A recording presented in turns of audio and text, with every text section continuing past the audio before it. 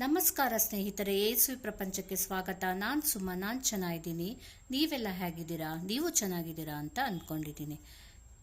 ಈಗ ನಾವು ದಿನಾಗಲೂ ಬೆಳಿಗ್ಗೆ ರಾತ್ರಿ ಮಲಗುವಾಗಲಾದ್ರೂ ಅಷ್ಟೇ, ಬೆಳಿಗ್ಗೆ ಏಳುವಾಗಲಾದ್ರೂ ಅಷ್ಟೇ, ಯಾವಾಗಲೂ ಪಾಸಿಟಿವ್ ಆಗೇ ಇರಬೇಕು. ರಾತ್ರಿ ಮಲಗುವಾಗಲೂ ಹಾಗೆ ನಾನು ಹೇಳಿದ್ದೆ ಆವಾಗಲೇ, ಕೆಟ್ಟ ಕನಸು ಬರದೇ ಇರಬಾರ್ದು ಅಂದರೆ ದೇವ್ರನ್ನ ನೆನೆಸ್ಕೊಂಡು ಮಲಗಿದ್ರೆ ನಾವು ಆರಾಮಾಗಿ ಪಾಸಿಟಿವ್ ಆಗಿ ಯೋಚನೆ ಮಾಡಿ ಮಲ್ಕೊಂಡ್ರೆ ಏನೂ ಆಗೋದಿಲ್ಲ, ಚೆನ್ನಾಗಿ ನಿದ್ದೆ ಬರುತ್ತೆ ಅಂತ. ಹಾಗೆಯೇ ನಮ್ಮ ತಲೆಯಲ್ಲಿ ಸಾವಿರಾರು ಏನೋ ಯೋಚನೆಗಳು, ನಮ್ಮ ಚಿಂತೆಗಳನ್ನು ಎಲ್ಲ ಅದು ಇದ್ದಿದ್ದೆ. ಅದನ್ನ ಇಟ್ಕೊಂಡು ಹೇಳೋಕ್ಕಿಂತ ಬೆಳಿಗ್ಗೆ ಎದ್ದ ತಕ್ಷಣ ಒಂದೆರಡು ಒಳ್ಳೆ ಶ್ಲೋಕಗಳನ್ನು ಹೇಳ್ಕೊಂಡ್ಬಿಟ್ಟು ನಮ್ಮ ಮೈಂಡ್ ಫ್ರೆಶ್ ಮಾಡಿಕೊಂಡು ಎಲ್ಲ ನಮ್ಮ ಮನಸ್ಸಿನ ಭಾರನ ದೇವರ ಮೇಲೆ ಹಾಕ್ಬಿಟ್ಟು, ದೇವರೇ ನೀನು ಚೆನ್ನಾಗಿಟ್ಟಿರಪ್ಪ, ಚೆನ್ನಾಗಿ ನೋಡ್ಕೊ. ಫಸ್ಟು ನಮ್ಮ ಮನೆ ದೇವರು ಯಾರೋ ಅವರನ್ನ ನೆನಪಿಸ್ಕೊಳ್ಳೇಬೇಕು. ಆಮೇಲೆ ನಮಗೆ ಇರೋ ಬೆಳಿಗ್ಗೆ ಎದ್ದ ತಕ್ಷಣ ಹೇಳೋ ಒಂದೆರಡು ಶ್ಲೋಕಗಳಿದೆ, ಅದನ್ನು ಕಲ್ತ್ಕೊಂಡ್ಬಿಟ್ಟು ಪ್ರತಿದಿನ ಅದನ್ನು ಹೇಳಲೇಬೇಕು ಅಂತ ಅಂದ್ಕೊಂಡ್ಬಿಟ್ಟು ನಾವು ಪ್ರಾಕ್ಟೀಸ್ ಮಾಡಿ ಮಕ್ಕಳಿಗೂ ಸಹ ಪ್ರಾಕ್ಟೀಸ್ ಮಾಡಿಸಿ ಇದ್ದರೆ ಆವಾಗ ನಾವು ದಿನ ಎಲ್ಲ ಚೆನ್ನಾಗಿ ಕಳೀಬೋದು. ಅದರಲ್ಲಿ ಮೊದಲನೇ ಶ್ಲೋಕ ಈ ರೀತಿ ನಮ್ಮ ಎರಡೂ ಕೈಗಳನ್ನು ಹೀಗೆ ಜೋಡಿಸಿ ಇಟ್ಕೊಳ್ಬೇಕು. ಇಟ್ಕೊಂಡ್ಬಿಟ್ಟು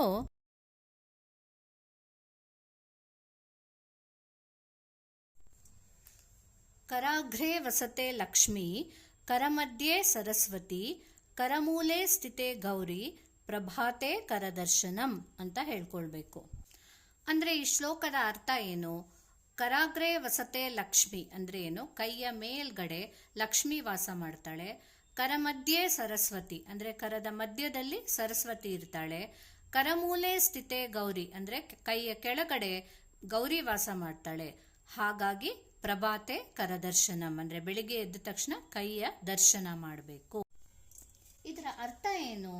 ಲಕ್ಷ್ಮಿ, ಸರಸ್ವತಿ, ಗೌರಿ ಈ ಮೂರು ಜನನು ನಮ್ಮ ಒಳಗೆ ವಾಸ ಮಾಡ್ತಾರೆ. ಅಂದರೆ ಸಂಪತ್ತು, ವಿದ್ಯೆ, ಶಕ್ತಿ ಅಲ್ವಾ?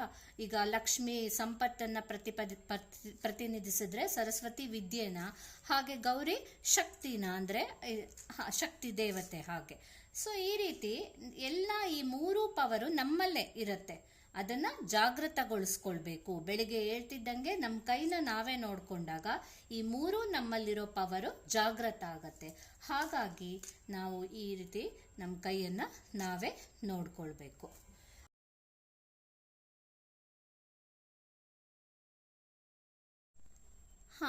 ಈಗ ನಾವು ನಮ್ಮ ಕೈ ನೋಡಿಕೊಂಡು ಮನಸ್ಸಿನಲ್ಲಿ ಕರಾಗ್ರವಸತೆ ಹೇಳ್ಕೊಂಡು ಅಂದ್ಕೊಂಡ್ವಿ. ಆಮೇಲೆ ನೆಕ್ಸ್ಟ್ ಮಾಡೋದೇನು? ನಾವು ಮಂಚದಿಂದ ಕೆಳಗೆ ನಮ್ಮ ಪಾದನ ನೆಲಕ್ಕೆ ಇಡ್ತೀವಿ.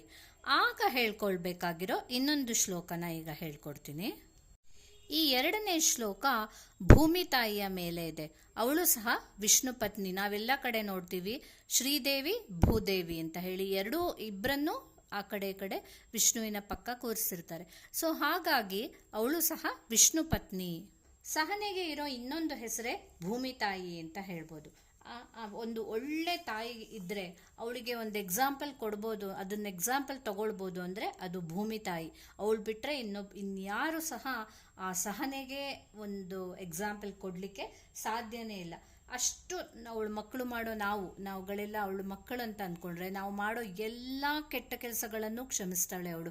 ಎಷ್ಟು ಸಾರಿ ನಾವು ಭೂಮಿನ ಅಗಿತೀವಿ, ನೆಲಕ್ಕೆ ಹಾಳು ಮಾಡ್ತೀವಿ, ಅದಕ್ಕೆ ಇದಕ್ಕೆ ಅಂತ. ಆವಾಗೆಲ್ಲ ಎಷ್ಟು ನೋವಾಗಿರುತ್ತೆ ಅವಳಿಗೆ. ಆ ನೋವನ್ನೆಲ್ಲ ಸಹಿಸ್ಕೊಂಡು ಆದರೂ ಸಹ ನಮಗೆ ಆಸರೆ ಕೊಡ್ತಾಳೆ. ನಮಗೆಲ್ಲನೂ ಕೊಟ್ಟು, ನಾವೆಷ್ಟು ಅನಾಚಾರ ಮಾಡಿದ್ರು, ಎಷ್ಟೆಲ್ಲ ತಪ್ಪು ಮಾಡಿದ್ರು ಅದನ್ನೆಲ್ಲ ತನ್ನ ಹೊಟ್ಟೆಗೆ ಹಾಕ್ಕೊಂಡು ಕ್ಷಮಿಸ್ತಾಳೆ. ಆದರೂ ನಮಗೆ ನೀರು, ಕುಡಿಯೋದಕ್ಕೆ ನೀರು, ಗಾಳಿ, ಆಹಾರ ಎಲ್ಲದಕ್ಕೆ ಭೂಮಿ ತಾಯಿ ಇರೋದಕ್ಕೆ ತಾನೇ ನಾವು ನಮಗೆ ಬೇಕಾದ್ದೆಲ್ಲ ಬೆಳ್ಕೊಂಡು ತಿಂತೀವಿ. ಆ ಗಿಡ ಮರಗಳಿರೋದ್ರಿಂದನೇ ನಮಗೆ ನೀರು, ಗಾಳಿ ಎಲ್ಲನೂ ಪ್ರೊಡ್ಯೂಸ್ ಆಗೋದು. ಪ್ರತಿಯೊಂದೂ ಒಂದಕ್ಕೊಂದಕ್ಕೆ ಇಂಟರ್ ಕನೆಕ್ಷನ್ ಇದ್ದೇ ಇರುತ್ತೆ. ಸೊ ಆಗ ಭೂಮಿ ತಾಯಿ ಎಷ್ಟು ಮುಖ್ಯ ಅನ್ನೋದು ನಮಗೆ ಗೊತ್ತಾಗುತ್ತೆ. ಭೂಮಿ ತಾಯಿ ನಮ್ಗೆ ಅಷ್ಟೆಲ್ಲ ಹೆಲ್ಪ್ ಮಾಡಿರೋ ಭೂಮಿ ತಾಯಿ, ಅವಳಿಗೆ ನಾವೆಷ್ಟೆಲ್ಲ ಕಷ್ಟ ಕೊಟ್ಟಿದ್ದೀವಿ. ಅಟ್ಲೀಸ್ಟ್ ನಾವು ದಿನದಲ್ಲಿ ಒಂದು ಸಾರಿ ಆದರೂ ಅವಳಿಗೆ ಕ್ಷಮೆ ಕೇಳ್ಬೋದಲ್ವಾ? ಅದಕ್ಕೋಸ್ಕರನಾದರೂ ನಾವು ಈ ಶ್ಲೋಕನ ಹೇಳ್ಕೊಂಡ್ಬಿಟ್ಟು ದಿನಾನ ಸ್ಟಾರ್ಟ್ ಮಾಡಬೇಕು. ಸಮುದ್ರ ವಸನೆ ದೇವಿ, ಪರ್ವತಸ್ತನ ಮಂಡಲೆ, ವಿಷ್ಣು ಪತ್ನಿ ನಮಸ್ತುಭ್ಯಂ, ಪಾದಸ್ಪರ್ಶಂ ಕ್ಷಮಸ್ವಮೆ ಅಂತ ಹೇಳಿ ಬರುತ್ತೆ. ಇದರ ಅರ್ಥ ಏನು?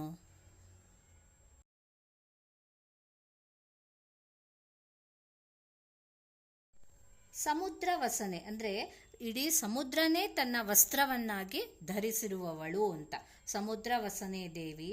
ಪರ್ವತ ಸ್ತನ ಮಂಡಲೆ, ಅವಳ ಬ್ರೆಸ್ಟು ಪರ್ವತಗಳು, ಅಷ್ಟು ಇದಾಗಿರತ್ತೆ, ಪರ್ವತಗಳೇ ಅವಳ ಎರಡು. ವಿಷ್ಣು ಪತ್ನಿ ನಮಸ್ತುಭ್ಯಂ ಪಾದಸ್ಪರ್ಶಂ ಕ್ಷಮಸ್ವಮೆ ಅಂದರೆ ವಿಷ್ಣು ಪತ್ನಿ ನಮಸ್ತುಭ್ಯಂ, ಅವಳು ವಿಷ್ಣುವಿಗೆ ಪತ್ನಿ. ನನ್ನ ಪಾದ ನಿನ್ನನ್ನು ಸ್ಪರ್ಶ ಮಾಡ್ತಾ ಇದೆ, ಕ್ಷಮಿಸಿಬಿಡು ಅಂತ ಹೇಳಿ ಬರುತ್ತೆ. ಇನ್ನು ನಾವು ಪುರಾಣ ಕಥೆಗಳಲ್ಲಿ ಈ ರೀತಿ ನಾವು ಓದಿದ್ದೀವಿ. ವಿಷ್ಣುವಿನ ವರಾಹಾವತಾರದ ಸಮಯದಲ್ಲಿ ನಡೆದಿರೋ ಎಲ್ಲ ವಿಷಯಗಳಿದು. ಆಗ ಒಂದ್ಸಾರಿ ಏನಾಗಿರುತ್ತೆ, ಭೂಮಿ ಸಮುದ್ರದಲ್ಲಿ ಮುಳುಗೋಗಿರುತ್ತೆ. ಅಂಥ ಟೈಮಲ್ಲಿ ವಿಷ್ಣು ವರಾಹಾವತಾರದಲ್ಲಿ ಅವನ ಕೊಂಬಿನಿಂದನೇ ಭೂಮಿನ ಮೇಲೆ, ಸಮುದ್ರದಿಂದ ಮೇಲೆ ಎತ್ತಿರ್ತಾನೆ ಅಂತ ಹೇಳಿಬಿಟ್ಟು ನಾವು ಓದಿರ್ತೀವಿ. ಹಾಗೆ ಇನ್ನೂ ಒಂದು ಅದೇನಂತಂದರೆ, ಹಿರಣ್ಯಾಕ್ಷ ಅನ್ನೋ ರಾಕ್ಷಸ ಅವಳನ್ನು ತಗೊಂಡು ಹೋಗ್ಬಿಟ್ಟು ಸಮುದ್ರದಲ್ಲಿ ಹಾಕಿದ್ದ ಭೂಮಿನ. ಆಗ ವಿಷ್ಣು ಅವಳನ್ನ ವರಾಹಾವತಾರದಲ್ಲಿ ಬಂದು ರಕ್ಷಣೆ ಮಾಡ್ದ ಅಂತ ಹೇಳಿಬಿಟ್ಟು ಇನ್ನೊಂದು ಕಥೆಯಲ್ಲಿ ಇದೆ. ಹಾಗಾಗಿ ಆಗ ಅವಳನ್ನ ಮದುವೆ ಆಗಿರ್ತಾನೆ ಭೂಮಿ. ಅದಕ್ಕೆ ದೇವಸ್ಥಾನದಲ್ಲಿ ನೋಡಿ ಕೆಲವು ಕಡೆ ಎಲ್ಲ ಭೂವರಹ ಅಂತ ದೇವ್ರು ಇರ್ತಾರಲ್ವ. ಸೊ ಭೂಮಿ ತಾಯಿ, ವರಹ ಅವತಾರದ ವಿಷ್ಣು, ಇಬ್ಬರದ್ದು ಸೇರಿ ಅದು ಭೂವರಹ ಅಂತ ಹೇಳಿಬಿಟ್ಟು. ಸೊ ಅದಕ್ಕೋಸ್ಕರನೇ ಆ ಥರ ಇರುತ್ತೆ. ಸೊ ಭೂಮಿ ತಾಯಿ ವರಹಾವತಾರದ ವಿಷ್ಣು ಅವಳನ್ನು ಕಾಪಾಡಿಬಿಟ್ಟು ಅವಳನ್ನ ಮದುವೆ ಆಗಿರ್ತಾನೆ. ಅದಕ್ಕೋಸ್ಕರ ಅವಳಿಗೆ ವಿಷ್ಣು ಪತ್ನಿ ಅಂತ ಹೇಳಿಬಿಟ್ಟು ಅಲ್ಲಿ ಆ ಶ್ಲೋಕದಲ್ಲೂ ಸಹ ಮೆನ್ಷನ್ ಮಾಡಿ, ವಿಷ್ಣು ಪತ್ನಿ ನಮಸ್ತುಭ್ಯಂ, ನಿನಗೆ ನಮಸ್ತೆ ಮಾಡ್ತೀನಿ, ಪಾದ ಸ್ಪರ್ಶಂ ಕ್ಷಮಸ್ವಮೆ, ಕ್ಷಮಿಸ್ಬಿಡು, ನನ್ನ ಪಾದ ನಿನ್ನ ಮೇಲೆ ಇಡ್ತಾ ಇದ್ದೀನಿ, ಅದಕ್ಕೋಸ್ಕರ ಕ್ಷಮೆ ಇರಲಿ ಅಂತ ಹೇಳಿಬಿಟ್ಟು ನಾವು ಕ್ಷಮಾಪಣ ಸ್ತೋತ್ರನ ಹೇಳಿಬಿಟ್ಟು ನಮ್ಮ ಪಾದನ ನೆಲದ ಮೇಲಿಟ್ಟು ನಡೆದು ಮುಂದಿನ ಕೆಲಸದಲ್ಲಿ ನಾವು ತೊಡಗಿಕೊಳ್ಬೋದು. ಸೊ ಹಾಗಾಗಿ ಈ ಎರಡೂ ಸ್ತೋತ್ರಗಳನ್ನು ತಪ್ಪದೇ ನಾವು ಹೇಳ್ಕೊಂಡಾಗ ಒಂಥರ ಮನಸ್ಸಿಗೂ ಖುಷಿ ಆಗುತ್ತೆ. ಏನೋ ನಾವು ಒಳ್ಳೆಯದು ಅಂದ್ಕೊಂಡ್ಬಿಟ್ಟು ಎದ್ದಿದ್ದೀವಿ, ನಮ್ಮ ದಿನ ಒಳ್ಳೆಯದಾಗಿರುತ್ತೆ ಅನ್ನೋ ಒಂದು ಪಾಸಿಟಿವಿಟಿ ಬರುತ್ತೆ. ಸೊ ನೀವು ಕೂಡ ಖಂಡಿತ ಈ ಶ್ಲೋಕಗಳನ್ನು ತಪ್ಪದೇ ಹೇಳ್ಕೊಳ್ಳಿ. ಹಾಗೆ ಮನೆಯಲ್ಲಿ ಮಕ್ಕಳಿದ್ರೆ ಅವರಿಗೂ ಸಹ ಚಿಕ್ಕದ್ರಿಂದನೇ ಇದನ್ನು ಮರೀದೆ ಹೇಳೋ ಹಾಗೆ ಅಭ್ಯಾಸ ಮಾಡಿಸ್ಬಿಡಿ. ಆಗ ತುಂಬ ಒಳ್ಳೆಯದಾಗತ್ತೆ. ಖಂಡಿತ ನಿಮಗೂ ಒಳ್ಳೆಯದಾಗಲಿ, ಹಾಗೆ ನಿಮ್ಮ ಮನೆಯ ಎಲ್ಲರಿಗೂ ಒಳ್ಳೆಯದಾಗಲಿ ಅಂತ ನಾನು ಲಕ್ಷ್ಮೀ ದೇವಿಯನ್ನು ಕೇಳ್ಕೊಳ್ತೀನಿ. ಹಾಗೆ ನಿಮಗಿದಿಷ್ಟ ಆಗಿದ್ರೆ ಖಂಡಿತವಾಗ್ಲೂ ನನ್ನ ASV ಪ್ರಪಂಚ ಅನ್ನೋ ಚಾನಲ್ನ ಮರೀದೆ ಪ್ಲೀಸ್ ಸಬ್ಸ್ಕ್ರೈಬ್ ಮಾಡಿಬಿಡಿ. Thank you.